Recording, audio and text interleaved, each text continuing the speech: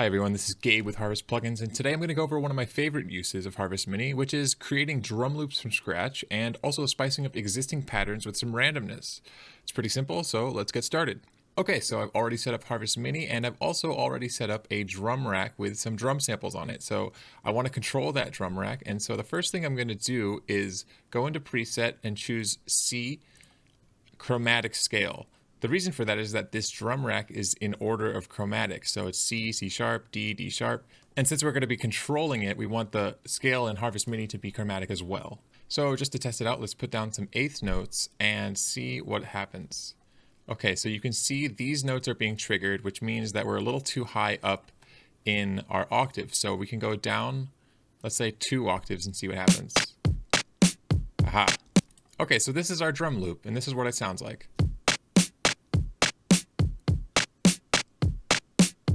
So you can already see on the first try, we've already got some sort of drum pattern here. So let's randomize that and just try a couple different drum loops possible.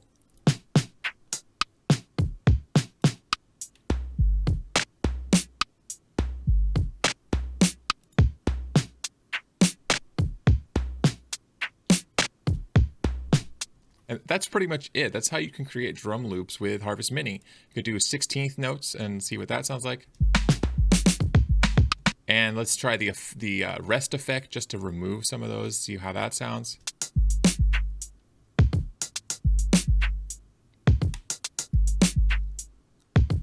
Sounds awesome.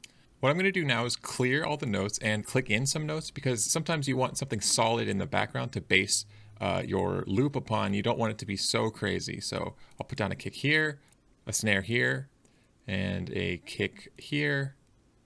Here we go, kick snare pattern.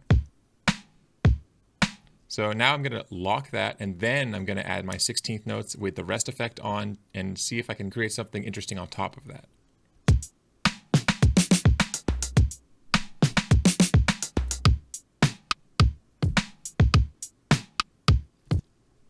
Having the kick snare in the background with some randomness on top is a great way to create a cohesive sounding drum loop with some variation in it.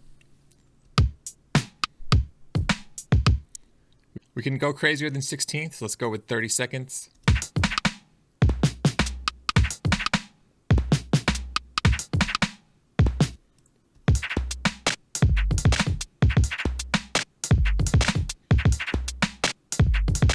So that's a nice way to get some glitchy drum effects. So that's how you create drum loops from scratch. And another way that I like to do things is to actually have a predetermined drum loop in the background on another track. So that way you can just have the accent hits on your Harvest Mini track. So I can unmute my second drum loop here, and this is what that sounds like.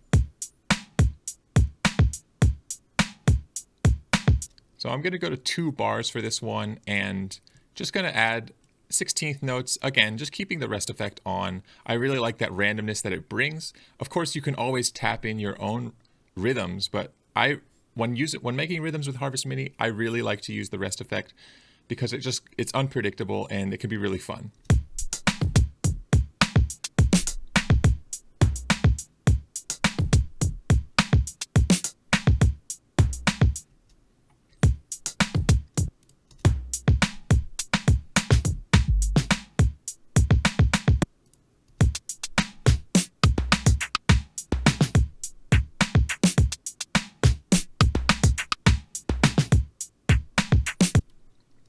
And just as a demonstration, I'll do one with the tap feature. I'll turn off the rest effect and I'll let the drum loop play and try to tap in some accent hits here and there.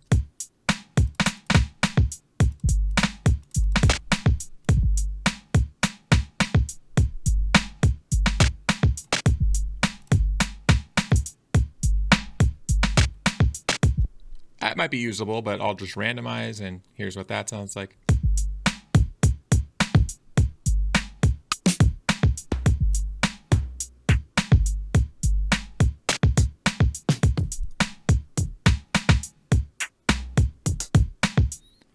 Thanks so much for checking out Harvest Mini. This is my favorite application of Harvest Mini, is variation on drum loops. If you want more control, I highly recommend checking out Harvest Full. You'll get way more out of it if you really like this workflow.